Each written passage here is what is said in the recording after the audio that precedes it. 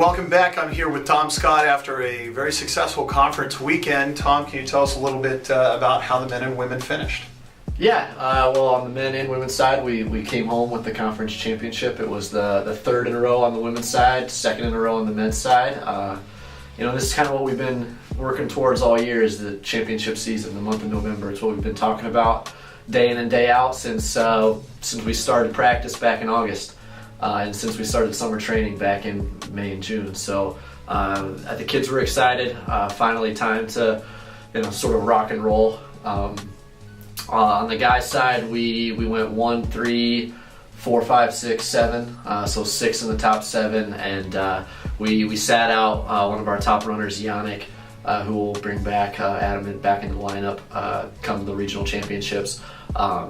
But yeah, it was a really good performance. We've got a lot more in the tank on the men's side. I think when we throw in teams such as Mount Olive in there and UNC Pembroke, pushing our guys a little bit more, we'll really see what we're made of. And then on the women's side, we had another great performance. We had 5 in the top 10. We had Carissa, Natani, and Mandy went 2, 3, 4, and then we had Allison and Lucy, our 4th and 5th, and we ended up on both sides. I think on the women's side we won by over 50 points, and on the men's side we won by over 60 points. So it was a really good meet. Cool. So you said we won by about 50 points. Can you give us just a breakdown of how the scoring works in cross country? The men scored 19 points, the women scored in the low 20s. Can you give us an idea, just for the layperson, how that works? Yeah, so basically whatever place you get, that's how many points you get. So if you're, for example, Danny Wallace, he won on the men's side, first place, that's 1 point. And so you add up your top 5 finishers, and then whatever score that is, that's how many points you get, and then the lowest score wins. So a perfect score is 15. You can't score any less than 15. So on the men's side, we had 19 points, and the women's side we had 26. So we were pretty close to perfect scoring on both sides.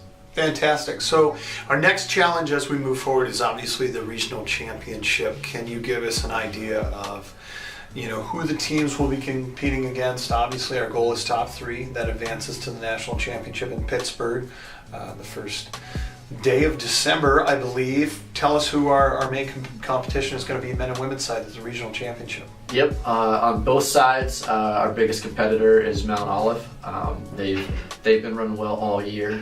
They're strong. They've got a lot of depth. They're well coached, and we know that they're gonna show up on the 17th. And on the men's side, the team that's ranked 3rd in the region is UNC Pembroke. They had a great weekend at their conference championship and ended up winning.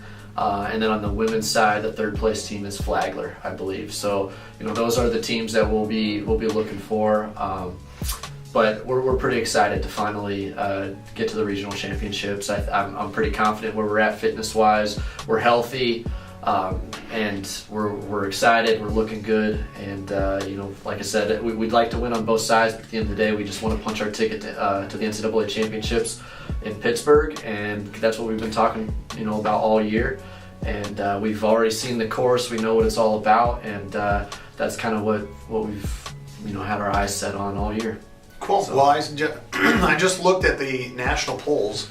The women, I think, are 23rd, and the men are currently ranked 6th, which I think is a little bit of a slight on the women's side, because we've definitely competed with and beaten some of the teams that are in the top 15.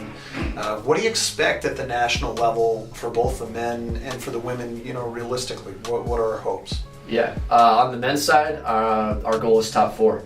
That's I think after last year's 6th place performance on the men's side, they've kind of lit a fire underneath them, those guys, and that's what when we sat down in the beginning of August and talked about goals, top 4, that we want to walk away with one of those NCAA trophies, and it's not going to be easy. They know that, and we're going to have a solid group of 5 finishers in order to make that happen. I feel pretty confident that it's possible.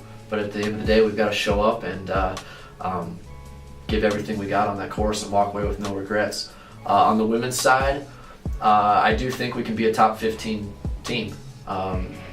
We've performed well. We've gotten better every meet. I mean, we went up to Lewis and we ran really well up in Chicago, and just looking at some of the performances we had this weekend at conference, lots of lifetime best. We're in a really good spot, and we've got another 4 weeks to kind of sharpen up. We're really going to start hitting some VO2 max, so we've been talking about that. We've done a lot of threshold work, and now we're really starting to add in that VO2 max, and I think the legs are going to start to feel sharp. We're going to start to feel fast, and at the end of the day, though, we gotta show up on the day and compete and give it all we got. Cool. So. Well, thanks for taking some time to chat with us, Tom. Make sure that you check queensathletics.com for more info about the track and field teams, and as always, follow us on YouTube. Thanks, Tom. Thank you.